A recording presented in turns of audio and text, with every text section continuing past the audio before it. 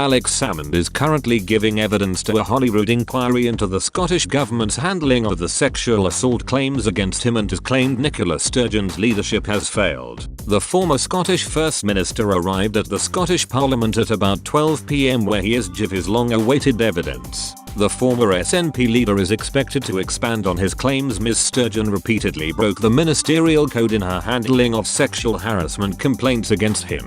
Mr. Salmond also alleges the current First Minister misled Parliament. She strongly denies both claims. Speaking to MSPs, he said this inquiry is not about me but about the unacceptable conduct around the handling of sexual harassment complaints against him.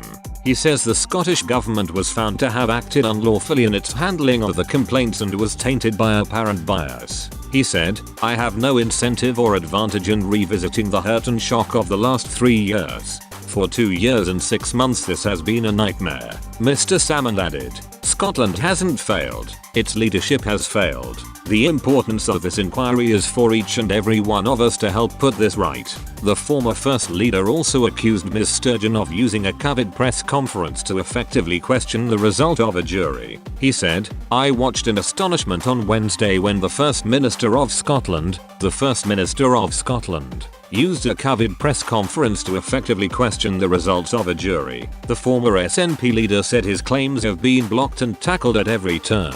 He said his evidence was published and censored and added there has been a calculated and deliberate suppression of key evidence to the Scottish Parliamentary Committee. As Mr. Salmond continued his testimony, criticized the description that the committee's inquiry was an investigation into a botched policy. He said, "The policy wasn't botched, the policy was unlawful, unfair and tainted by apparent bias. Botched doesn't cover it." Mr. Salmond's written submission were redacted earlier this week by Scotland's Crown Office, its prosecuting authority. The body expressed legal concerns over publication.